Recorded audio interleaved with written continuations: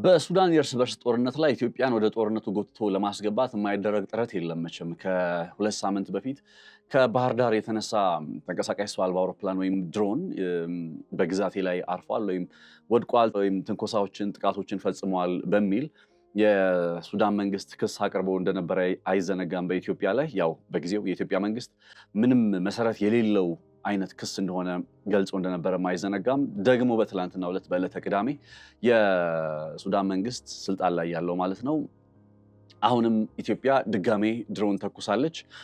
ያንን ድሮን በሌላ ድሮን መትቼ ጥየዋለሁ። ኢዳ ዳምዚን እየተባለ በሚጠራ አካባቢ ላይ ወደ ኢትዮጵያ ድንበር አቅራቢያ ላይ ባለ ስፍራ ላይ ይሄ ጥቃት እንደተፈጸመና ነገር ግን ያው በሌላ ተመሳሳይ ድሮን መተው እንደጣሉት የሱዳን መገናኛ ብዙሃኖች እየዘገቡ ነው። እንደ ሱዳን ትሪቡን የመሰሉ የዜና ምንጮች በፊት ገጻቸው ላይ በዚህ ሰዓት እያስነበቡት ያለ ጉዳይ ነው።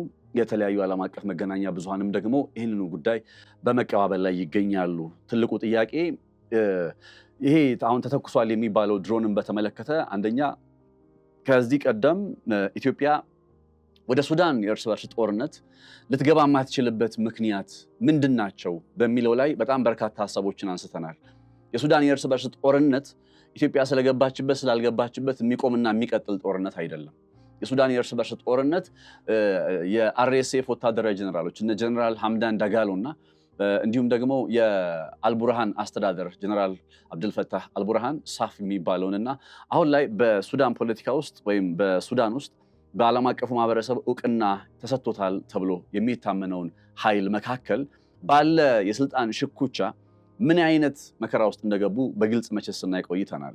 የሱዳን የእርስ በርስ ጦርነት የወርቅ ጦርነት እንጂ የሱዳንን የተፈጥሮ ሀብት ተቆጣጥሮ የመቀጠል የመበዝበዝ ጦርነት እንጂ የሆነ የሌላ የውጭ ፍላጎትም ጭምር ነው ተብሎ ብቻ የሚገለጽ አይደለም። አይነው የውጭ ኃይሎች በሱዳን ፖለቲካ ውስጥ በጣም ጣልቃ ይገባሉ። በተለያየ መልኩ የሱዳን ፖለቲካ እንዲረበሽ በማድረግ ረገድ በቀጥታም ይሁን በተዘዋዋሪ ስማቸው ይነሳል። ለምሳሌ በዚህ ረገድ ግብፅ በሳፍ እየተባለ የሚጠራውን የአብዱልፈታህ አልቡርሃን ወታደራዊ ኃይልን በመደገፍ ድሮኖችን ጭምር በቀጥታ ወደ ጦርነቱ እያስገባች ጥቃት ስትፈጽም የነበረበት ጊዜ እንደነበረ አይዘነጋም። ኢቭን በዚህ በኢትዮጵያ ድንበር አካባቢዎች ላይ ማለት ነው። አሁን ኢትዮጵያ በዚህ የድንበር አካባቢዎች ላይ ድሮን መተኮስ ጀመረች የሚል ክስን ለምንድን ነው ማምጣት የፈለጉት ነው? አሁን እነዚህ በግብፅ የሚደገፉ ኃይሎች፣ በኤርትራ የሚደገፉ ኃይሎች ለምን በኢትዮጵያ ድንበር አቅራቢያ ላይ ባለው ለምሳሌ ኢዳ ዳምዜን እየተባለ በሚጠራው ስፍራ ላይ ለምንድን ነው ኢትዮጵያ ተኩሳብናለች የሚለውን ነገር ማንሳት የፈለጉት የሚለው ጉዳይ በጣም መሰረታዊ ነው። ከዛ በፊት ግን በተወሰነ የጦርነቱን ባክግራውንድ ልንገራችሁ። ከሰሞኑ የነበረውን ነገር ያው ባለፈው በስብሃት ስለሄድንበት እያንዳንዱን ነገር እንትን አንለውም። በሱዳን ፖለቲካ ውስጥ ወይም አሁን ላይ ባለው የሱዳን የእርስ በርስ ጦርነት ውስጥ የተለያዩ ኃይሎች አሉ። የአርኤስኤፍ ኃይል አለ፣ የነ ሐምዳን ዳጋሎ ሳፍ የሚባለው የነ አብዱልፈታህ አልቡርሃን አለ። እንደገና ደግሞ በታች ብሉ ናይል ስቴት እየተባለ በሚጠራው አካባቢ ላይ የሚንቀሳቀስ ኤስፒኤልኤምኤን የሆነ የሱዳን ፒፕል ሊበሬሽን ሙቭመንት ኢን ዘ ኖርዝ የሚባል ሌላ ደግሞ እንቅስቃሴ አለ። ይሄ የታጣቂዎች እንቅስቃሴ አርኤስኤፍ ከሚባለው ወይም ከሐምዳን ዳጋሎ ጋር ጥምረት የፈጠረ እንቅስቃሴ ነው። ይሄ ኤስፒኤልኤምኤን የሚባለው አካል ዋና እንቅስቃሴ የሚያደርግበት ስፍራ የብሉ ናይል ግዛት ነው። የብሉ ናይል ግዛት በአንድ በኩል ኢትዮጵያን በሌላ በኩል ደቡብ ሱዳንን የሚዋሰን የሱዳን ክልሎች መካከል አንዱ ነው። ስለዚህ ጦርነቱ በአንድም ይሁን በሌላ ወደ ኢትዮጵያ ድንበር የመጣበት ምክንያት ብሉ ናይል እየተባለ በሚጠራው አካባቢ ላይ ኤስፒኤልኤምኤን የሚባለው የሱዳን የአብዱልፈታህ አልቡርሃን ተቃዋሚ የወታደሮች እንቅስቃሴ በዛ አካባቢ ላይ ቁጥጥር ለማድረግ ትግል ማድረግ መጀመሩ ነው። ይህን ስፍራ ሁለት ቁልፍ የሚባሉ የጦርነቱ አውድማ የሆኑ አካባቢዎችን ወይም መንደሮችን ይዟል። አንደኛው አልኩርሙክ እየተባለ የሚጠራ መንደር ነው። ሁለተኛው ደግሞ ባው እየተባለ የሚጠራ መንደር ነው። እነዚህ ሁለቱ መንደሮች በሱዳን ውስጥ ከፍተኛ የሆነ የወርቅ ክምችት ያለባቸው፣ ወርቅ እንደ ድንጋይ የሚጋዝበት ተብሎ የሚገለጽ አይነት ስትራቴጂካዊ የተፈጥሮ ሀብት ያለበት ስፍራ ነው።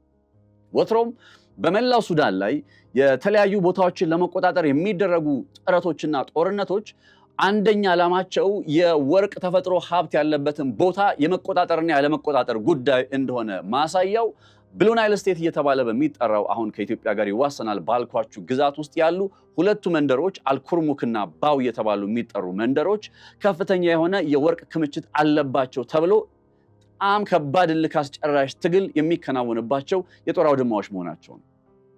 አሁን በዚህ ስፍራ ላይ ከኢትዮጵያ ድንበር ጋር የተያያዘበት ምክንያት ጦርነቱ ወደ ኢትዮጵያ ድንበር እየቀረበ የመጣበት ምክንያት አንደኛ አሉ የሚባሉ ዋና ዋና ቁልፍ የወርቅ መንደሮች ወይም ወርቅ ይገኝባቸዋል ተብለው የሚታሰቡ ቦታዎች ከዚህ ከኢትዮጵያ ጋር በሚዋሰነው አካባቢ ላይ አሉ።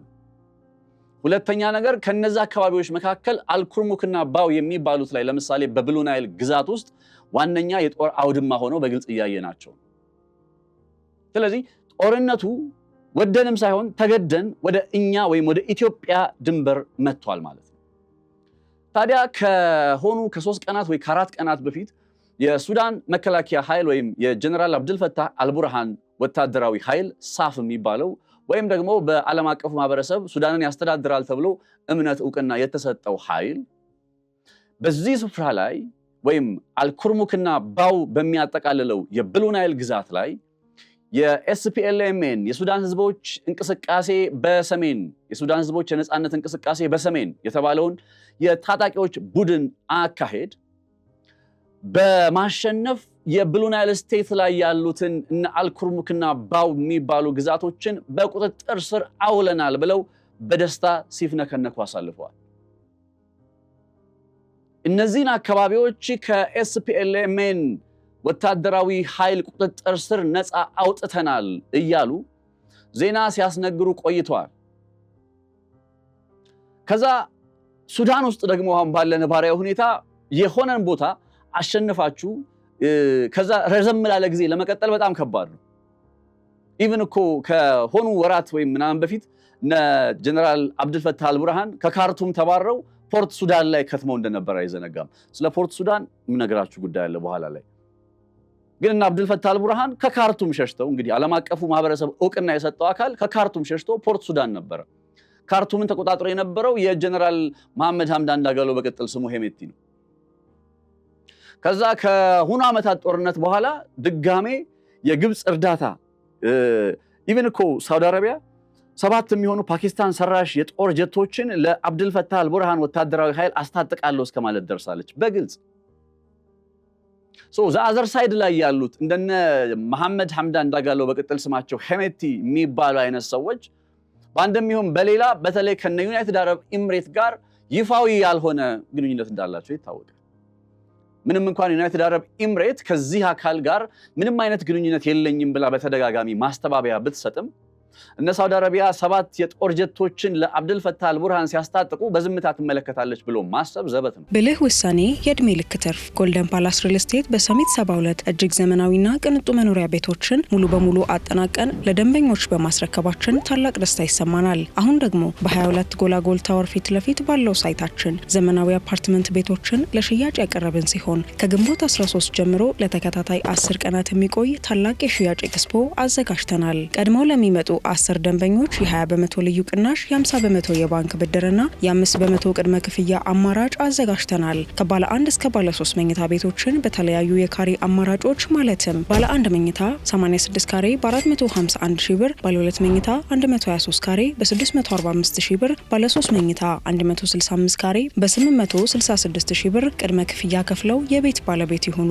አፓርትመንቶቻችን ዘመናዊ ጂምና ስፓ፣ የልጆች መጫወቻ፣ ደረጃቸውን የጠበቁ 7 ሊፍቶች፣ የከርሰ ምድር ውሃ፣ ስታንድ ባይ ጀነሬተር፣ ምቹና በቂ የመኪና ማቆሚያ ቦታዎች ከኤሌክትሪክ ቻርጀር ጋር እንዲሁም ለተለያዩ አገልግሎቶች የሚውሉ ሰፊ ቴራስ ያላቸው ናቸው። ይፍጠኑ፣ ቀድመው ይመዝገቡ። ለበለጠ መረጃ በ0911 58 71 93 ላይ ይደውሉልን። ጎልደን ፓላስ ሪል ስቴት። እንዲያውም ኒውዮርክ ታይምስ የሚባል የዜና ምንጭ ከሆኑ ወራት በፊት ይዞት ወጥቶ የነበረ አንድ የምርመራ ዘገባ ቻድ እየተባለ በሚጠራው አካባቢ ላይ የሂውማኒታሪያን እርዳታ በማስመሰል ዩናይትድ አረብ ኤምሬት አውሮፕላን ሙሉ ወታደራዊ ድጋፍና እርዳታ እንዴት እንዳስታጠቀች በሚያስገርም ሁኔታ ዘገባውን ሰርቶ እንደነበር አንዘነጋም።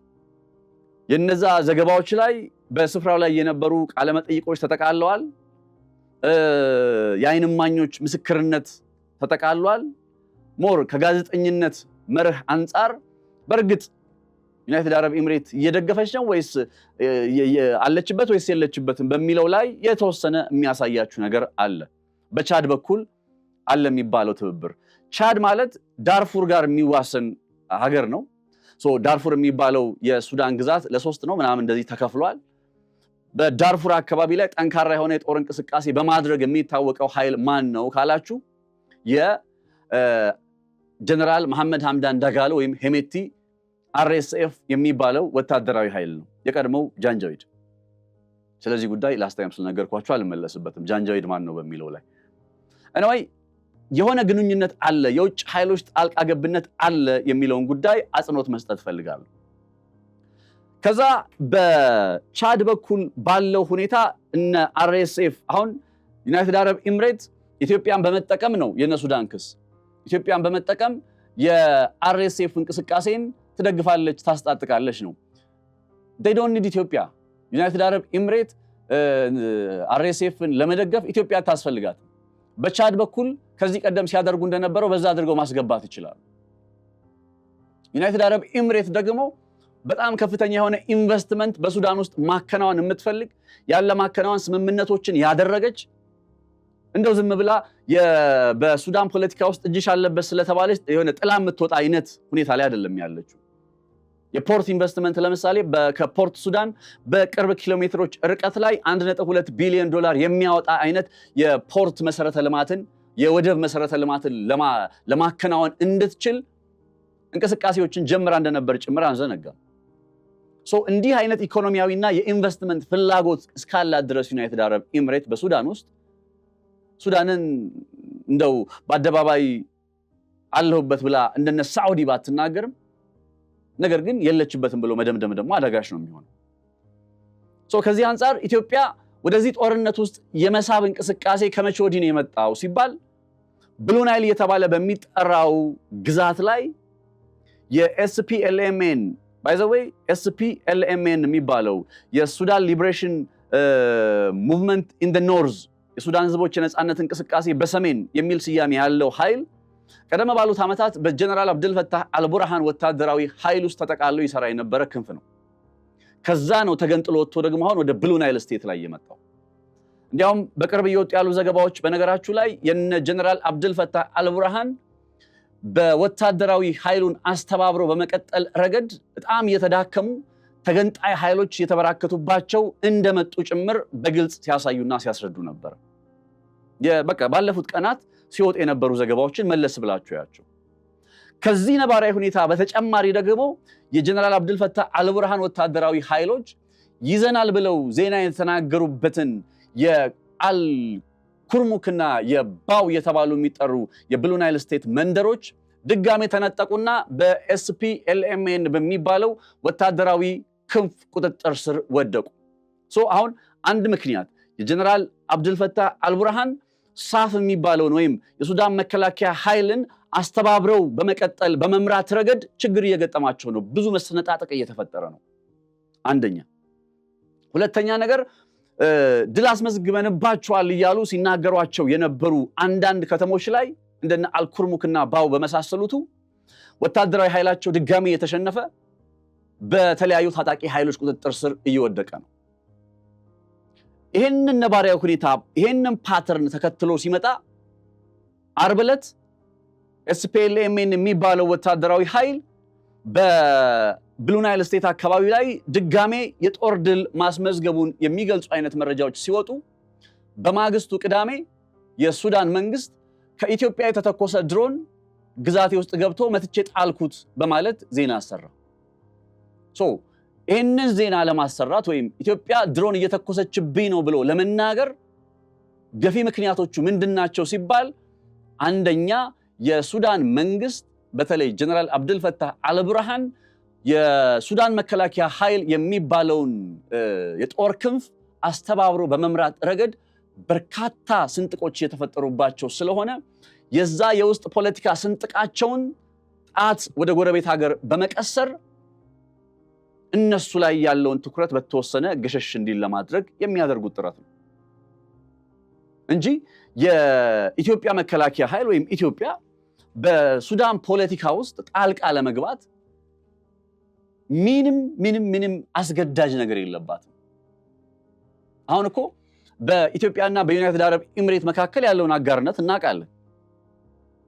ከቅርብ ጊዜ ወዲህ እነ ግብጽ ከጀመሯቸው የፕሮፓጋንዳ እንቅስቃሴዎች መካከል አንዱ ምንድነው? በኢትዮጵያና በዩናይትድ አረብ ኤሚሬት አማካኝነት ያለው ጥምረት በተለይ አሶሳ እየተባለ በሚጠራው አካባቢ ታላቁ የኢትዮጵያ ህዳሴ ግድብ በሚገኝበት ስፍራ ላይ በዛ ዙሪያ የድሮን ማሳረፊያና የድሮን ማንቀሳቀሻ ሆኖ እንዲያገለግል አውሮፕላን ማረፊያውን ማስፋፊያ አድርገውበታል። በዛ ስፍራ የአርኤስኤፍን የሚቀላቀሉ ታጣቂዎች እየሰለጠኑበት ነው የሚል ፕሮፓጋንዳ ዜና ሰርተው እንደነበር አንዘነጋ። አሁን ድሮኖቹ ተነሱ የሚሉት ከየት ነው? ከባህር ዳር። አሶሳ ላይ ማስፋፊያ ሰርተን ካጠናቀቅንላቸው ለነዛ ወይም ሱዳን ውስጥ ላሉ ኃይሎች ከባህር ዳር ለምንድን ነው የሚነሳው ድሮን? ከአሶሳ ለምን አይነሳም? ማለት አዘ ፓተርን ሲጠየቅ ኢትዮጵያ አለችበት ብለው ኢትዮጵያ ላይ ጣት ሲቀስሩ ከዚህ ቀደም ስለ ኢትዮጵያ የተናገሩትን የዋሹትን ነገር ጭምር ታሳቢ ባደረገ መሆን ነበረበት እስከማቀው ድረስ እንጂ የሆነ የውስጥ ፖለቲካ ኃይል ጫናቸው ሲመጣና ሲበረታባቸው ከዛ ተጠያቂነት ለማለፍና የሆነ እንዲህ እኮ ነው ሁልጊዜም እንደዚህ አይነት ነገሮች ፖለቲሳይዝ ይደረጋሉ። እንደምታውቁት ነው የሆነ በውስጥ እናንተ ጋር ችግር ሲመጣ ጠላትህን እገሌ ነው እነሱ ስላሉበት ነው እንደዚህ የሆነ ያለው የውጭ ኃይሎች ናቸው። እንደ ሱዳን እኮ እንደ ሱዳን ማለት በሱዳን ውስጥ ያለው ፖለቲካ የወታደራዊ መሪዎቹ ወርቅን እየበዘበዙ ለሌላ ህገወጥ በሆነ መንገድ መሸጥን ባይመርጡ ኖሮ እኮ ምንም እኮ ጦርነት ውስጥ የሚያስገባት ሀገር አልነበረችም እኮ። ሊትራሊ የሱዳን ፖለቲካ እኮ በአንድም ይሁን በሌላ የወርቅ ጉዳይና ጉዳይ ብቻ ነው እኮ የምላችሁ። ለዚህ ነው የብሔር ጉዳይ አይደለም። ባይዘው ሱዳን ውስጥ ያለ ፖለቲካ የብሔር ፖለቲካ አይደለም። በጀነራል አብዱልፈታህና አልቡርሃን መካከል እንዲሁም በሄሜቲ መካከል እነሱ ጋር ተያይዞ ማን ተጽዕኖ ላሳድር የሁለት ወታደራዊ ጀነራሎች ፍላጎት ሆኖ ጀመረና በዚህ የሁለት ወታደራዊ ጀነራሎች ፍላጎት ላይ የውጭ ኃይሎች ተሰገሰጉ። ኢትዮጵያ የሱዳን መንግስት ማንም ይሁን ማንም አልቡርሃንም ይሁን ሄሜቲም ይሁን ማንም ሲጀምር ሁለቱም የሚሆን አይመስለኝም። ሆነስሊ አልቡርሃንም የሚሆን አይመስለኝም፣ ሄሜቲም መሐመድ ሐምዳን ዳጋሎም የሚሆን አይመስለኝም። ለምንድነው? እነዚህ ሰዎች በአንድም ይሁን በሌላ ከጦር ወንጀል ጋር ስማቸው መያያዝ ከጀመረ ዋላ አደር ብሏል። ሱዳን ውስጥ አንድ መረጋጋት ቢመጣ የመጀመሪያው ጉዳይ እነዚህ ሰዎች በህግ የሚጠየቁበት ነባራዊ ሁኔታ ነው የሚፈጠረው። ተረዳችሁኝ አይደል? ከነዚህ ሰዎች ጋር አሶሲዬሽን መፍጠር፣ ከነዚህ ሰዎች ጋር ትብብር መፍጠር በአንድም ይሁን በሌላ የጦር ወንጀል ታሪክን በጀርባ ላይ መጠምጠም ነው። ይህንን ነገር ጠንቅቀን እናውቃለን። ስለዚህ እንዴትም ብዬ ነው የማምነው፣ እንዴትም የኢትዮጵያ መንግስት ወደዚህ አይነት ጦርነት ላይ ሊገባ የሚችልበት ምንም ምክንያት የለም። አሁን ከጥቅም አንጻር ምን ያገኝበታል? አንድ የውጭ አካል በሆነ ሀገር የውስጥ ፖለቲካ ላይ ጣልቃ ሲገባ፣ ለምሳሌ ግብጽ በሱዳን ፖለቲካ ላይ ጣልቃ ስትገባ ወይም የጀነራል አብዱልፈታህ አልቡርሃንን ወገን ስትደግፍ ሁለት ምክንያት አለ።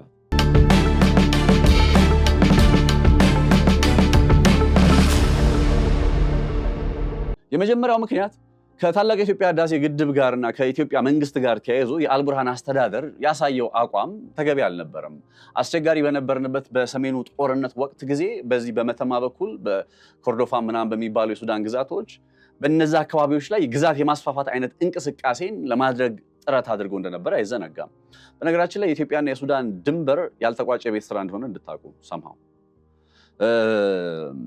ሁለተኛው ምክንያት ምንድን ነው?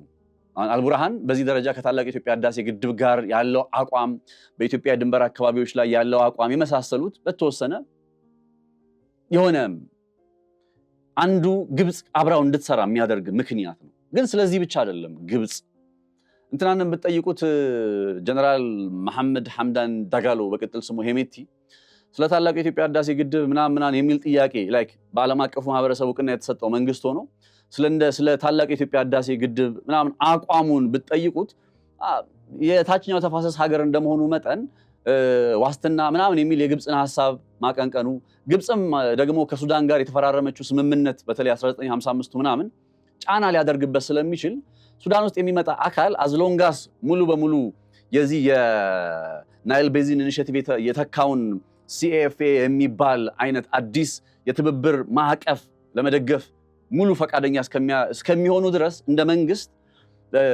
ከግለሰቦች የተለየ ነገር አልጠብቅም። እነ ጀነራል መሐመድ ሐምዳን ዳጋሎ ሄሜቲም ስለ ታላቁ የኢትዮጵያ ህዳሴ ግድብ ብጠይቋቸው ከንትና የተለየ ሐሳብ ያን ያክል ይኖራቸዋል ብዬ አላምንም።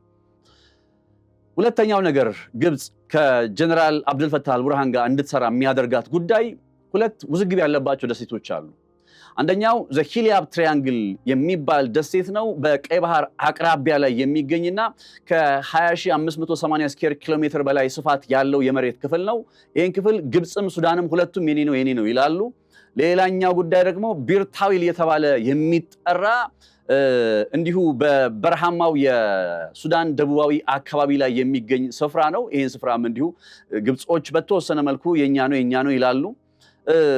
በ1899 እንደ አውሮፓውያን አቆጣጠር የሂሊያብን በግብፅ የቢርታዊልን ደግሞ በሱዳን ውስጥ ያደረገ ስምምነት ተፈርሟል ይባላል። በ1902 የድንበር ላይ ስምምነት ወቅት ላይ ሂሊያብን ወደ ሱዳን መልሶ ቢርታዊል የሚባለውን ደግሞ ወደ ግብፅ መልሷል።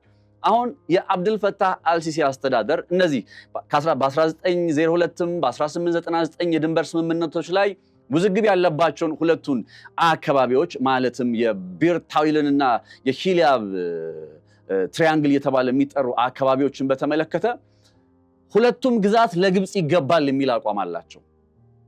ሁለቱም ግዛት ለግብፅ ይገባል። አብዱልፈታህ አልቡርሃን በዚህ ጉዳይ ላይ ይስማማሉ። ሴክሬት የአብዱልፈታህ አልቡርሃንና የነ አልሲሲ ግንኙነት ሴክሬት ይሄ አቋም ነው። ግብፅ ድሮኗን አሰልፋ በሱዳን ሰማዮች ላይ የገሰገሰች የአብዱልፈታህ አልቡርሃን ተቃዋሚዎች ላይ ድብደባ የምትፈጽመው ቢኮዝ ኦፍ ዚስ ነው። እነዚህ ሁለቱን ግዛቶች የሂሊያብ እንዲሁም የቢርታዊል እየተባሉ የሚጠሩ አካባቢዎችን በተመለከተ አብዱልፈታህ አልቡርሃን ለግብፅ አሳልፈው ለመስጠት ችግር የለባቸውም ይባላል። ዛስ ዋይ ግብጾች በዚህ ደረጃ የሚመጡት። አሁን ከዚህ አንጻር ኢትዮጵያ እንደ ስትራቴጂካዊ ጥቅም ከሆነ አካል ጋር አሁን ከነ RSF ወይም ከነ መሐመድ ሐምዳን ዳጋሎ ጋር የሆነ ትብብር አላት ብለን ስንገልጽ ወይም ከኢትዮጵያ መሬት ላይ ድሮኖች እየተነሱ በዛ አካባቢ ላይ ጥቃት ይፈጸማል፣ ሱዳን ውስጥ ጥቃት እየተፈጸመ ነው የሚል ክስ ሲመጣ ምንድን ነው የምታገኝበት ነው? አንደኛ ነገር ይሄ ክስ ኢንተርናሽናሊ እንትን በሆነ ኢንዲፔንደንት በሆነ የመረጃ ምንጭ ቬሪፋይ የሆነ መረጃ አይደለም። ሁለተኛ ነገር ከዚህ ቀደም የኢትዮጵያ መንግስትም ክስ አቅርቦበታል። ሱዳን ኢትዮጵያ በድሮን እየመታችኝ ነው ወይም እየተኮሰችብኝ ነው በማለት ላቀረበችው ክስ የኢትዮጵያ መንግስት ውድቅ አድርጎ አጣጥሎታል። ትልቁ ጥያቄ ምንድን ነው የምታገኘው ጥቅም? እሺ ድሮን ተኮስን፣ ዴን ዋት? እዛ ሱዳን ውስጥ ያሉ ኃይሎች ድሮን መተኮስ ስለማይችሉ ነው? ምን ልንፈይድላቸው? አንድ ድሮን ተኩሰን አንድ ድሮን ከኢትዮጵያ ተተኩሶ ምን ሊፈይድላቸው? ምን ሊጠቅማቸው? ጥያቄው እኮ ነው። አሁን ስወርም ኦፍ ድሮንስ ቢሆን የድሮን ማዕበል ቢሆን ስትራቴጂካዊ የሆነ ጥቅምን ለRSF ለመስጠት የኢትዮጵያ መከላከያ ኃይል ጦርነቱን ረዳ ምናምን ተብሎ ሊገለጽ ይችላል። ለማለት የፈለኩት ገብቷችኋል አይደል? አንድ ድሮን ተተኩሶ ምን ውጤት ይገኝበታል? ከባህር ዳሪያው አንድ ድሮን ተተኩሰ፣ ከዛ ምን ጥቅም ኢትዮጵያ ታገኛለች? እስኪ 1 2 3 ተብሎ ይሄንን ኢትዮጵያ የምታገኘውን ጥቅም ብላችሁ ንገሩኝ። አምሹር አንዳንዶቻችሁ እያሰባችሁ የሚገኘው የማምነው ከዩናይትድ አረብ ኤምሬት ጋር በተገናኘ ኢትዮጵያ ለዩናይትድ አረብ ኤምሬት ምናምን። እሺ ዩናይትድ አረብ ኤምሬትን መደገፍ ፈለገች ኢትዮጵያ። አጋርነት ስላለ ከዛ አንድ ድሮን በመተኮስ ነው ድጋፏን የምታሳየው? እንዴት ይመጣዋል? አንድ ድሮን ሄዶ ውጤት የሚባል ነገር ሊያስመዘግብ የማይችል ባይዘወይ የስለላ ድሮን እንኳን ቢሉ ጥሩ ነበር። ምክንያቱም የስለላ ድሮን አንድ ነው የሚሆነው። ጥቃት ለማድረስ የሚሄድ ድሮን ግን ከሆነ ጊዜ በኋላ ተጠብቆ አሁን የዛሬ 15 ቀን አንድ ተኮሱብን አሉ።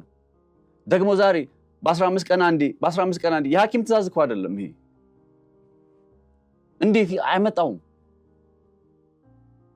ተረዳችሁኝ አይደለ? እና ከጥቅም አንጻር ነው መታየት ያለበት። ግብጽ አንዴ እኮ ሲተኩሱ አንድ ዜና አስታውሳለሁኝ 7 ድሮኖችን ተኩሰው በ7 ድሮኖች አማካኝነት የተፈጸመ ጥቃት ተብሎ ሲገለጽ ወታደራዊ ዘመቻ ከሆነ መግባት ከሆነ በጦርነት ውስጥ እንደ ግብጽ እንዳደረገችው ያው በግልጽ 7 ድሮን ነው አንዴ ስትተኩስ። አንዱ ቢወድቅ አንዱ ቢመታ የሆነ ነገር ይሆናል። አንድ ድሮን ተተኩሶ እንዴት ነው የሆነች ነገር ሊቀመር የሚችለው በአንድ ድሮን?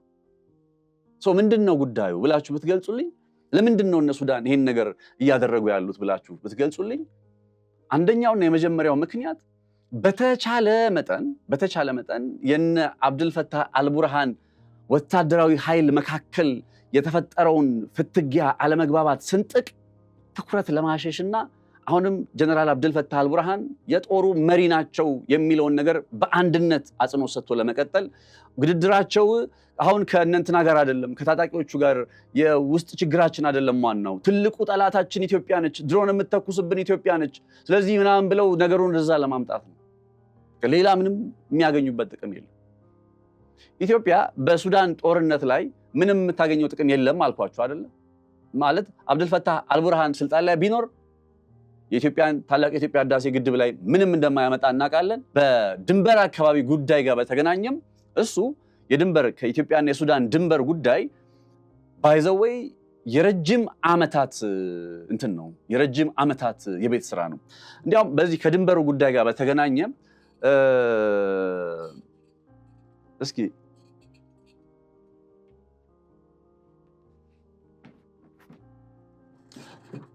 ይሄኛው መጽሐፍ የዶክተር በለጠ በላቸው ይሁን የኢትዮጵያ ፕሬስ አሳታሚ ያሳተመው የኢትዮጵያ ዳር ድንበር ያልተቋጨ የቤት ስራ የሚለው መጽሐፍ በጣም ወደው መጽሐፍ ነው እና ከዚህ ከድንበር ጉዳይ ጋር ተገናኝቶ ከሱዳን ድንበር ጋር ተገናኝቶ ያለውን ነገር በግልጽ ያስረዳችኋል። this is my recommendation ለዛሬ ማለት ነው። እንደ ሪኮሜንዴሽን አድርጋችሁ ሰዱልኝ። በደንብ ከዚህ ከኢትዮጵያ ዙሪያ ጋር ካለው አካባቢ ላይ ያለውን የድንበር ላይ ውዝግብ the only thing እዚህ መጽሐፍ ላይ ያጣሁት ከዚህ ከኤርትራ ጋር ያለውን የድንበር ላይ ውዝግብ ጉዳይ በተመለከተ እንትን አላለም። ከዛ ውጪ ከጅቡቲ ጋር፣ ከሶማሊያ ጋር፣ ከሱዳን ጋር፣ ከኬንያ ጋር ያለውን የድንበር ላይ ሁኔታ በተመለከተ that's why ርዕሱም የኢትዮጵያ ዳር ድንበር ያልተቋጨ የቤት ስራ የሚለው ማለት ነው። ብልህ ውሳኔ የእድሜ ልክ ትርፍ ጎልደን ፓላስ ሪል ስቴት በሰሚት 72 እጅግ ዘመናዊና ቅንጡ መኖሪያ ቤቶችን ሙሉ በሙሉ አጠናቀን ለደንበኞች በማስረከባችን ታላቅ ደስታ ይሰማናል። አሁን ደግሞ በ22 ጎላጎል ታወር ፊት ለፊት ባለው ሳይታችን ዘመናዊ አፓርትመንት ቤቶችን ለሽያጭ ያቀረብን ሲሆን ከግንቦት 13 ጀምሮ ለተከታታይ 10 ቀናት የሚቆይ ታላቅ የሽያጭ ኤክስፖ አዘጋጅተናል። ቀድመው ለሚመጡ 10 ደንበኞች የ20% ልዩ ቅናሽ፣ የ50% የባንክ ብድርና የ5% ቅድመ ክፍያ አማራጭ አዘጋጅተናል። ከባለ 1 እስከ ባለ 3 መኝታ ቤቶችን በተለያዩ የካሬ አማራጮች ማለትም ባለ 1 መኝታ 86 ካሬ በ451 ሺህ ብር፣ ባለ 2 መኝታ 123 ካሬ በ645 ሺህ ብር፣ ባለ 3 መኝታ 165 ካሬ በ866 ሺህ ብር ቅድመ ክፍያ ከፍለው የቤት ባለቤት ይሁኑ። አፓርትመንቶቻችን ዘመናዊ ጂምና ስፓ፣ የልጆች መጫወቻ፣ ደረጃቸውን የጠበቁ 7 ሊፍቶች፣ የከርሰ ምድር ውሃ፣ ስታንድ ባይ ጀነሬተር፣ ምቹና በቂ የመኪና ማቆሚያ ቦታዎች ከኤሌክትሪክ ቻርጀር ጋር እንዲሁም ለተለያዩ አገልግሎቶች የሚውሉ ሰፊ ቴራስ ያላቸው ናቸው። ይፍጠኑ፣ ቀድሞ ይመዝገቡ። ለበለጠ መረጃ በ0911 58 71 93 ላይ ይደውሉልን። ጎልደን ፓላስ ሪል ስቴት እና ከሱዳን ጋር ያለው የድንበር ጉዳይ ሰማው ከእንትን ጋር አሁን ላይ ካለ የስልጣን መንግስት ጋር ምናምን የሚገናኝ ነገር አይደለም። ብዙ ሲንከባለል የመጡ ነገሮች አሉት ለማለት ያክል ነገሩ ስር መሰረቱንም አብሮ ማወቅ ስለሚያስፈልግ በዛም ጉዳይ ላይ ምንም አይመጡም ሱዳኖች፣ የታወቀ ነው። ታላቅ የኢትዮጵያ ህዳሴ ግድብ ጭራሽ የሚታሰብ አይደለም። ገብቷቸዋል። የነ ጀነራል አብዱል ፈታህ አልቡርሃን ኃይል ስልጣን ላይ ሆኖ ቢቀጥል we don't mind። ሄሜቲ ስልጣን ላይ ቢቀጥል we don't mind። እኛ የምንፈልገው የተረጋጋች ሱዳን ቢቻልና ቢሆንልን እኮ አሁን ለምሳሌ ከሰሞኑ በጅቡቲ በኩል የኢትዮጵያን ድፍድፍ ነዳጅና የተፈጥሮ ጋዝ ለዓለም ወይም ለውጭ ገበያ ለማቅረብ በሚል እየተከናወነ ያለ እንቅስቃሴ ወይም የ10 ቢሊዮን ዶላር ኢንቨስትመንትን እቅድ ኢትዮጵያ አቅርባለች። ሱዳን ሰላም ብትሆን ይሄ ፕሮፖዛል ለሱዳንም በሄደ ነበር። በፖርት ሱዳን በኩል አንዳች ስራ መስራት የምንችልበትን ሁኔታ ባመቻችን ነበር። ዘ ፕሮብለም እንዳልኳችሁ ሱዳን ወደ መረጋጋት ውስጥ ከመጣች ከወርቅ ገበያው ተጠቃሚ መሆን አይቻልም። የሚገርማችሁ አንድ ዳታ ልንገራችሁ። እንደው ዝም ብዬ ወርቅ ስል የሆነ ዝም ብሎ አይደለ ከሆነ ቦታ ላይ ተነስቼ መጣሁ እንዳይመስላችሁ፣ ትክክለኛ ማስረጃውን ልንገራችሁ። ኒው አረብ እየተባለ የሚጠራ የዜና ምንጭ ከሳምንታት በፊት አንድ ጉዳይ ይዞ ወጥቶ ነበረ። በሱዳን የእርስ በርስ ጦርነት ወቅት ላይ የሱዳን የወርቅ ገበያ ህገወጥ በሆነ መንገድ የሚከናወነው የሱዳን የወርቅ ገበያ ግብይቱ 70% ገደማ ጭማሪ አሳይቷል ባለፉት 3 ዓመታት ነው የሚለው። እንግዲህ የሱዳን ጦርነት ኦልሞስት 3 ዓመት ሊሞላው ነው አሁንና በእነዚህ ዓመታት የሱዳን የህገወጥ ወርቅ ግብይት ከ70% በላይ አሻቅቧል። ማናቸው የዚህ የወርቅ ግብይት ተዋናይ፣ ማናቸው ተጠቃሚዎቹ የሚለውን ነገር በተወሰነ ገባ እያላችሁ አንብቡት እናንተ፣ ሌላ ርዕሰ ጉዳይ ስለሆነ። ሱዳን ውስጥ ግን ህገወጥ የወርቅ ግብይትን እነ ጀነራል አብዱል ፈታህ አልቡርሃንም ማቆም አይፈልጉም፣ እነ ሄሜቲም ማቆም አይፈልጉም። ቢቻል ኢትዮጵያ የምትባለው ሀገርም ተስባ ወደ ጦርነት ገብታላቸው እንደው በዚህ አካባቢ በዚህ ቀጠና ላይ ያለውን የተፈጥሮ ሀብት በነፃነት መበዝበዝን በተመኙ ወይም እሱን ለማድረግ ነው ጥረት እያደረጉ የሚገኙ። ዳስ ዋይ ኢትዮጵያ በሱዳን ፖለቲካ ውስጥ እንድትገባ የሚያስገድዳት ምንም አይነት ስትራቴጂካዊ ጥቅምም ሆነ ብሔራዊ ጥቅም የለም። we don't have a reason to involve። ቢያንስ ፕሮፓጋንዳ ስትሰሩ አንድ ድሮን ከሚሆን በርከት አድርጋችሁ ይሄን ያክል ድሮኖች ተተኩሰውብን ምናምን በሉ። ቢያንስ በአንድ ድሮን ምንም አይነት ወታደራዊ ድል እንደማይመጣ እየታወቀ አንድ ድሮን ከኢትዮጵያ ተተኩሶ ነበረ ተብሎ ዜና ማሰራጨት ነውር ነው። ሌላኛው ነገር አሁን ተተኮሰ የተባለው ኢድ ዳሜዚን እየተባለ በሚጠራው አካባቢ ላይ ተተኮሰ ወይም ተመቶ ወደቀ የሚባለው ድሮን ታፔላ አለው። ይሄ ታፔላ ወይም ሎጎ ማለት ነው የሚለው ነገር ምንድነው ካላችሁ የድሮኑ ሞተር ወይም ኢንጂን ያው ወደቀ የሚባለው ድሮን ሞተር ወይም ኢንጂኑ በሎጎ ከላይ የተለጠፈበት ሎጎ የአሜሪካ የኤሮስፔስ ማኑፋክቸር የሆነውን የአሜሪካ የኤሮስፔስ ቴክኖሎጂዎች አምራች ኩባንያ የሆነ ፕራት ኤንድ ዊትኒ የሚባል የሎጎ ተለጥፎበታል። ገብቷችኋል? ይህንን ድሮን ኢትዮጵያ ከመቼስ የአሜሪካ የጦር ማዕቀብ የተነሳላት ገና ከእንትን በፊት ነው፣ ከሆኑ ቀናት በፊት ዜናውንም ሰርተነው ነበረ። በዚህ አሜሪካ ኢትዮጵያ ላይ ጥላ የነበረው ማዕቀብ ተነሳ በሚል ዜናውንም ሰርተነው ነበረና እንግዲህ አሜሪካ ሰራሽ ሊባል የሚችል አይነት ድሮን ኢትዮጵያ ውስጥ ሊኖር አይችልም። በሌላ ቋንቋ ገብቷችኋል? አሜሪካ ሰራሽ የሆነ ድሮን ኢትዮጵያ ውስጥ ሊኖር አይችልም። ለምን? አሜሪካ ከኢትዮጵያ ላይ ጥላው የነበረ የማዕቀብ የጦር መሳሪያ ማዕቀብ እና እገዳ ጉዳይ ገና ከተነሳ የተነሳበት ፊርማ እንኳ ገና አልደረቀም። በእነዚህ ቀናት ውስጥ መቼስ ድሮኑ መጥቶ ከዛ እንደመጣሽ ቀዳድመን ወደ ሱዳን አንተኩሰውም ብዬ ስለማምን ነው። ስለዚህ ይህንን የሚጠቀመው ማን ነው? ፕራት ዊትኒ የተባለ የሚጠራውን የጦር አምራች ኩባንያ ምርቶች የሚጠቀመው አካል ማን ነው በሚለው ጉዳይ ላይ ደግሞ በደንብ ነገሩን ጠለቅ ብላችሁ ስታዩ ወትሮም የአሜሪካን ወታደራዊ እርዳታ በማግኘት በየዓመቱ ኦልሞስት 1.3 ቢሊዮን ወታደራዊ እርዳታና ድጋፍ ብድር ምናምን ጨምሮ የምታገኘው ግብጽ ነች። ስለዚህ በግብጽ ውስጥ ነው አሜሪካ ሰራሽ የጦር መሳሪያዎች እጅጉኑ ተበራክተው የሚገኙት ግብጽ ውስጥ ነው ካላችሁ ማለት ነው። ስለዚህ እነዚህ እንትኖች እነዚህ ከኢትዮጵያ አቅጣጫ ተተኮሱ የሚባሉ አሜሪካ ሰራሽ የሆኑ ድሮኖች በምን መልኩ ነው ከኢትዮጵያ ለመተኮሳቸው ማረጋገጫ ያላችሁ ነው? በምን መልኩ? የሆነ ካርታ ላይ ከባህር ዳር እስከ ሱዳን ድረስ መስመር በመዘርጋት ነው? የሳተላይት ምስልምና ገለልተኛ በሆነ ቡድን ነገሩን መጣራት አለበት። የመጀመሪያው ጉዳይ። ሁለተኛ ነገር የኢትዮጵያ መንግስት በጣም በነገራችሁ ላይ የድንበር ከተማ ነው ይሄ ኤዲ ዳምዚያን እየተባለ የሚጠራው ስፍራ የድንበር አካባቢ ነው። ካርታውን ከተመለከታችሁት በጣም የድንበር አካባቢ ነው። በተወሰነ መልኩ ከድንበር ጋር ይዋሰናል ያልኳችሁ አካባቢ በዛው በብሉ ናይል ግዛት ውስጥ ነው የሚገኘው። ከአልኩርሙክና እንዲያውም ከአልኩርሙክ አንፃር ካያችሁ ትንሽ ራቅ ተብሎ ሊገለጽ ራቅ ይላል ተብሎ የሚገለጽ ቦታ ነው ኤዲ ዳማዚን የሚሉት ስፍራ ማለት ነው። እንዲያው አልኩርሙክ ኢትዮጵያ የድንበር ከተማ ሊባል የሚችሉ ናቸው። ይሄኛው ትንሽ ጠለቅ ወዳለው የብሉ ናይል ግዛት ውስጥ ይገባል እና እነዚህ ኃይሎች የሱዳን ኃይሎች የምንላቸው ከድሮን በመተኮስ ረገድ ከዚህ ቀደም ከዳርፉር በኩል የሚንቀሳቀሰው የአርኤስኤፍ ኃይል በተደጋጋሚ ይተኩሳል። እነዚህ ብሉ ናይል ግዛት ውስጥ የሚንቀሳቀሱት SPLMN የሚባሉት ኃይሎችም በተደጋጋሚ ይተኩሳሉ፣ ድሮኖችን ይጠቀማሉ። ኢትዮጵያ ቢተኩስ አንድ ድሮን አይተኩስባችሁም ነው። ኢትዮጵያ ወደ ሱዳን ብትተኩስ አስፈላጊ ሆኖ ተገኝቶ በሱዳን ጦርነት ላይ ኢንቮልቭ የማድረግ ሐሳብ ኖሯት ብትገባ አንድ ድሮን አትተኩስም ኢትዮጵያ። ጦርነት ከሆነ ማለት ነው። እንደዛ አይነት ነገር አይደለም የሚገባው፣ ሌላ ቅርጽ ነው የሚኖረው። ነገር ግን በዛ ስፍራ ላይ ያሉ እንደነ SPLMN አይነት ቡድኖች ገና ከነ አልቡርሃንም ተገንጥለው ከወጡ የቅርብ ጊዜ ስለሆኑ በትጥቅ ሂደት እንቅስቃሴው ላይም አዲስ ተዋናይ በመሆናቸው ከነ RSF እና ከነ ሳፍ አንፃር ማለት ነው እነዚህ ኃይሎች ገና እየበረቱ ነው።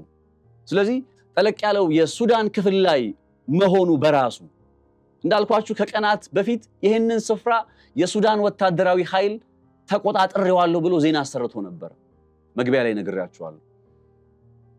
አሁን ይህንን ስፍራ ከሱዳን የመከላከያ ኃይል ተጽዕኖ ነፃ ለማውጣት በሚል SPLMN የሚባለው የሱዳን ህዝቦች የነፃነት እንቅስቃሴ በሰሜን የሚል ስያሜ ያለው ወታደራዊ ኃይል ሞሮፍ ከኢትዮጵያ ጋርና ከደቡብ ሱዳን ጋር በሚዋሰነው የብሉ ናይል ስቴት ላይ የሚዋሰነው ስፍራ በጣም በሚገርማችሁ ጠንካራ የሆነ የቡድኑ መሰረት ሆኖ እያገለገለ ስለሆነ በዛ ስፍራ ላይ የወታደሮችን እንቅስቃሴ ለማዳከም ተደጋጋሚ ጥቃቶችን በመሰንዘር ላይ ነው። አንድ ድሮን መሆኑ በራሱ የሚያሳየው አንድ ድሮን መሆኑ በራሱ የሚጠቁመው ይሄንን ነገር ከተኮሰም ሊተኮስ የሚችለው እንደዚህ አይነቱ የነ SPLM አይነት የታጣቂዎች እንቅስቃሴ እንጂ ኢትዮጵያ አይደለችም። ተረዳችሁኝ አይደለ? ስለዚህ በኢትዮጵያ ላይ የቀረበ ያለው የስም ማጥፋት ዘመቻ በአንድም ይሁን በሌላ ኢትዮጵያን ወደ ጦርነቱ ስቦ ለማስገባት የሚደረግ ነው እና አልቡርሃን መዳከማቸውን ማመን ስላቃታቸው እኔ I don't mind አልቡርሃን ስልጣን ላይ ቢቀጥል ምንም ችግር የለብኝም። ግን ፕራክቲካሊ የና አልቡርሃን ወታደራዊ ኃይል መከፋፈል እየተፈጠረበት ነው። በውስጡ መከፋፈል እየተፈጠረ ነው። SPLMN ከዚህ ቀደም የና አልቡርሃን አካል ነበር። አሁን የነሱ ተዋጊ የሆነው የነሱ ተቃዋሚ የሆነው ኃይል በቀጣይ ሌሎች ቡድኖችም ደግሞ እየተፈለፈሉ ነው። ለምን ካላችሁ የሆነ ታጣቂ ቡድን ስትሆኑ የሆነ አካባቢ ላይ ሄዳችሁ ወርቅ ትቆጣጠራላችሁ፣ ከዛ በግላችሁ በህገ ወጥ መንገድ ወርቅ ትቸበችባላችሁ። that's the reality on the ground ሱዳን ላይ ያለው ኢትዮጵያን ስሟን ሊያስነሳ የሚገባ ጉዳይ አልነበረም።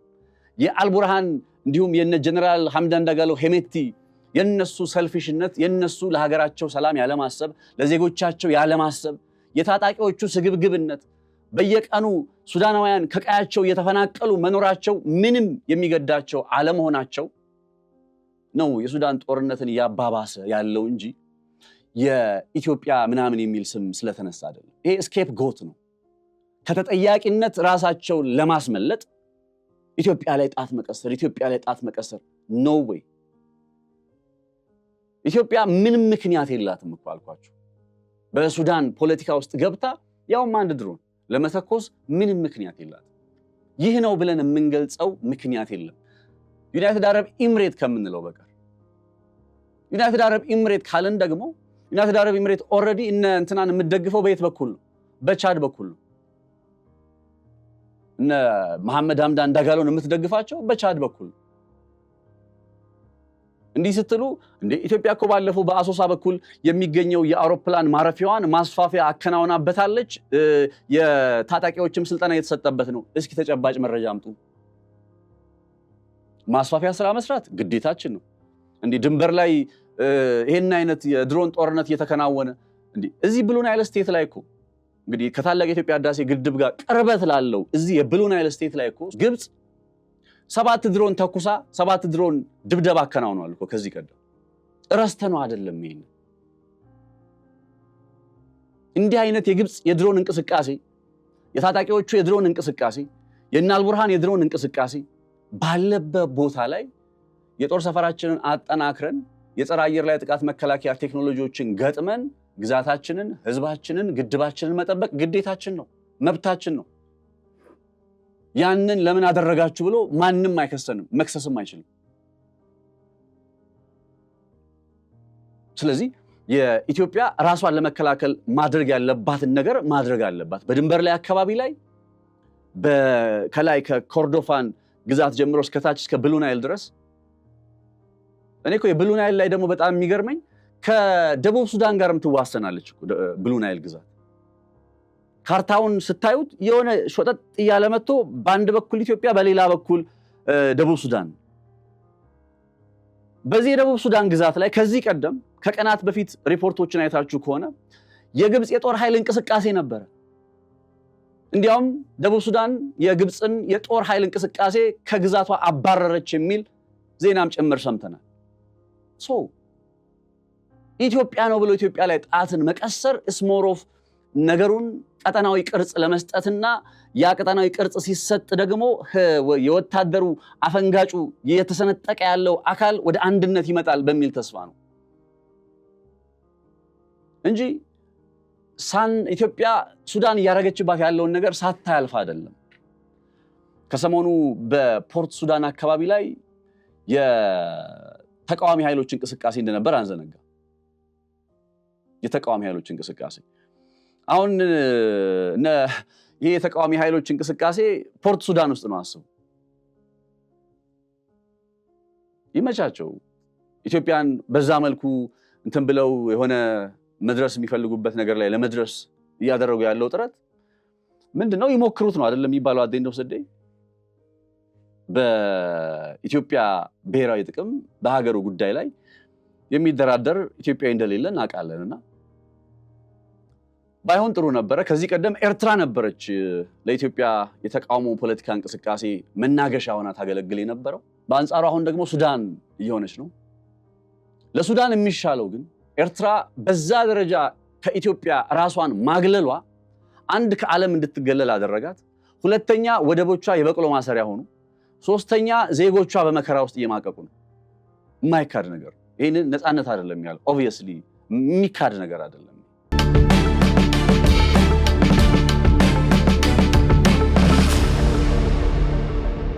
ሱዳን ሰላም በነበረችበት ጊዜ የፖርት ሱዳን ወደብን ከሚጠቀሙ ሀገራት መካከል ቁልፏ ዋናዋ ኢትዮጵያ ነበረች። ያው ለራሷ እንዳለ ሆኖ ፖርት ሱዳን እንጠቀም ነበር። አሁን የእርስ በርስ ጦርነት ተጀመረ። ፖርት ሱዳንም ይሄው የጦርነት ከበሮ የሚጎሰምበት ስፍራ ሆነ። ያልነበረም ለሱዳን ሕዝብ የሚገባው። ወደድንም ጠላንም በዚህ ቀጠና ካለ ሀገር ተስፋ ሰጪ ሊባል የሚችል አይነው። በጣም ብዙ ችግር አለብን፣ በውስጥ ፖለቲካ ችግር አለብን፣ ብዙ የቤት ስራዎች አለብን፣ ማስተካከል ያለብን ብዙ ነገር አለ ምናምን። ሎንግ ዌይ ረጅም ነው። ብዙ የሚቀረን ነገር አለ። ፍጹም ሆነን ፐርፌክት ሆነን ምናምን አይደለም። ኢትዮጵያን ስናስብ ኢትዮጵያ ምናምን ብለን የሆነ ሌላ ዲሉዥን ውስጥ ገብተን አይደለም። ችግሮቻችንን በደንብ እናውቃለን። በችግሮቻችን ላይ እየሰራን ነው። ተስፋ አለን። ሰላምና መረጋጋትን እያስጠበቅን ለመቀጠል በሚደረግ ጥረት ላይ ደግሞ ውጤትን እያስመዘገብን ከመጣን ብዙ ነገሮችን እንጨርሳለን። እንደዛም ችግር ውስጥ ሆነን ግን የማይካደው ነገር በዙሪያችን ካሉ ሀገራት አንጻር የተሻለ ኢኮኖሚያዊ እንቅስቃሴ ያለበት ሀገር ነው። በዛ ሁሉ ችግር ውስጥ ሆነ እኔ የኢትዮጵያ ላይ ያሉ እይታዎች ሁሉ አንድ አይነት ይሆኑ የሚል አመለካከት የለኝም። መቃወም የሚፈልግ ይቃወም፣ መደገፍ የሚፈልግ ይደግፍ። አሜን በቃ መብቱ እንደየእንትኑ እንደየስሜቱ እንደየፍላጎቱ ይኑር። አት ዘ ኤንድ ኦፍ ዘ ዴይ ግን ኢትዮጵያ በምንላት አንዷ ሀገራችን ግን ለምን እንደራደራለን ነው ማለት። አት ዘ ኤንድ ኦፍ ዘ ዴይ የተቃዋሚው እንቅስቃሴ እንዲህ ብሎ መጥቶ አሸንፎ መጥቶ የሚያስተዳድረው ሀገር ማንን ነው? ከዛ ኢትዮጵያን አይደለም? እችን ኢትዮጵያ አትሊስት ሊያስተዳድሯት የሚፈልጓትን ኢትዮጵያ እሷን ይውደዷት። አትሊስት ኢትዮጵያ የምትባለውን ነገር በሷ አይደራደሩ፣ በሷ አይቀልዱ፣ በሷ ከጠላቶቻችን ጋር ምን አይበሉ፣ አይጫወቱ፣ ስምምነት አያድርጉ። እንዴት ነው ላይክ ኢትዮጵያን በተመለከተ ከኢትዮጵያ ታሪካዊ ምናምን ጠላት ጋር ስንት ነገር ሲዶልቱ ከርመው ደን መጥተው ኢትዮጵያን እናስተዳድር ምናምን ሲሉ እንዴት ነው እውነት ለኢትዮጵያ ነው ያሰቡት እነዚህ ሰዎች? እንዴት ነው የምናምናቸው? እንዴት ነው የሚታመኑት? ሱዳን በዛ ደረጃ ወደ እንደዛ አይነት የፖለቲካ መናገሻነት እየተቀየረች መምጣቷ ራሱ ችግሯን ያባብስባታል እንጂ አይጠቅማትም። ኢትዮጵያ በዚህ ሰዓት ላይ በቀጠናው በርካታ የዓለም ሀገራት አብረዋት ሊሰሩ የሚፈልጉ ሀገራት ናቸው። በርካታ ሀገራት ከነ አሜሪካ ጀምሮ ኢቨን ቱርክ፣ ፈረንሳይ፣ እነ እስራኤል ስትራቴጂካሊ ቁልፍ በሚባል ቦታ ላይ ያለ ነው። ብታምኑም ባታምኑ ስትራቴጂካሊ ቁልፍ የሚባል ቦታ ላይ ነን ያለ ነው። ጂኦግራፊ ጋር አይደለም እላችሁ፣ ስትራቴጂካሊ ኢትዮጵያ ጋር በጣም ብዙ መስራት የሚፈልጉ ከኢትዮጵያ ጋር መተባበር የሚፈልጉ ሌላ ሀያል ሀገራት፣ ሚድል ፓወር ሀገራት ሁሉም በሰልፍ አሉ። ይህንን ነገር እንዴት አድርገን አስጠብቀን ነው የምንቀጥለው የሚለው ጉዳይ የቅድሚያ ሆኖ ሊሰራ ሲገባ አት ዘ ኤንድ ኦፍ ዘ ዴይ ያው ፖለቲካ አንዳንዴ የምጠላው ለዚህ ነው። እኔ የፖለቲካ እንቅስቃሴዎችን ፖለቲከኞች ምናምን ይሄ ዜሮ ሰም ምናምን የሚባል ነገር አላቸውና ብቻ የፖለቲካውን ጉዳይ እንተውና ስለ ሀገራችን ማውራታችንን ስንቀጥል እንደኔ እንደናንተ ሀገር ወዳድ የሆኑ ሰዎች የኢትዮጵያ ብሔራዊ ጥቅምን ባስከበረ መልኩ በዛ አካባቢ በዚህ በሱዳን አካባቢ ላይ ቴካዌው የዛሬ ቆይታ ቴካዌው ይሄ ነው። በቃ ድሮን ተኮሳችሁብንም ይበሉ እንዲያረጋችሁም ይበሉ ምናምን በዛ አካባቢ ላይ ከላይ ጫፍ ጀምሮ ከኤርትራ ሱዳንና ኢትዮጵያ ከሚገናኙበት ድንበር አንስቶ እስከታች ደቡብ ሱዳን ኢትዮጵያና ሱዳን እስከሚገናኙበት ድንበር ድረስ ባለው አካባቢ ላይ ጠንካራ የሆነ ወታደራዊ ዝግጅት የዲፌንሲቭ ፖስቸር ራስን ከአደጋ የመከላከል ራስን ከጥፋት የመከላከል እንቅስቃሴ ያስፈልጋል። አሁን ሰማው መልኩ እየተቀየረ መጥቷል። በዚህ በሱዳን በኩል ላይ በቃ ሰበብ እያበዙ ነው። አንዴ ድሮን እንዲ ምናምን ማለት ያው ለስንቱ አስረድተን እንዘልቀዋለን ነው እንጂ በዚህ ጉዳይ ላይ ዓለም አቀፋዊ ናሬቲቭም ጭምር መስተካከል አለበት። ውሸት ተደጋግሞ ከተነገረ እውነት ይሆናል። አሁን ታስታውሳላችሁ የሮይተርስ ዜና ነው። ኢትዮጵያ ለዩናይትድ አረብ ኤምሬት የሆነ ነገር አመቻችታ የስልጠና ጣቢያ ከፍታለች በአሶሳ በኩል የሚለው ዜና በጣም ተደጋግሞ በመነገሩ ነው የዚስ ዴይስ ዓለም አቀፍ መገናኛ ብዙሃን ሲጀምሩ በዛ ርዕስ እየጀመሩ ያሉት። ያንን ካውንተር የሚያደርግ ናሬቲቭ ይፈልጋል። የአሁኑንም የድሮን ጥቃት ደረሰ የሚለው ጉዳይ እየተደጋገመ ከመሆኑ አንጻር ባናደርገው እንኳን አላደረግንም ብለን የሆነ ዝም ብለን የምናልፈው ሳይሆን ካውንተር ሜዥር በደንብ ይፈልጋል። እነ ሴንስ ዛት ከሚዲያ ናሬቲቭ አኳያ ካውንተር ሜዥር በጣም ይፈልጋል የሚል አተያያለኝ። ነፃነት ላቀው ነበርኩኝ በገበያ ፖድካስት። ዛሬ በዚህ ጉዳይ ላይ አብሬያችሁ ቆይታ አድርጌያለሁኝ። አብራችሁ ስለነበራችሁ ልባዊ ምስጋናዬን በያላችሁበት ይድረስ እየተመኘሁ ከመለያ ዝግጅት ክፍላችን ጋር በጋራ በመሆን በዚህ ሰናበታለሁ። መልካም ምሽት ይሁንላችሁ። ብልህ ውሳኔ የእድሜ ልክ ትርፍ። ጎልደን ፓላስ ሪል ስቴት በሰሚት 72 እጅግ ዘመናዊና ቅንጡ መኖሪያ ቤቶችን ሙሉ በሙሉ አጠናቀን ለደንበኞች በማስረከባችን ታላቅ ደስታ ይሰማናል። አሁን ደግሞ በ22 ጎላጎል ታወር ፊት ለፊት ባለው ሳይታችን ዘመናዊ አፓርትመንት ቤቶችን ለሽያጭ ያቀረብን ሲሆን ከግንቦት 13 ጀምሮ ለተከታታይ 10 ቀናት የሚቆይ ታላቅ የሽያጭ ኤክስፖ አዘጋጅተናል። ቀድመው ለሚመጡ 10 ደንበኞች የ20 በመቶ ልዩ ቅናሽ፣ የ50 በመቶ የባንክ ብድርና የ5 በመቶ ቅድመ ክፍያ አማራጭ አዘጋጅተናል።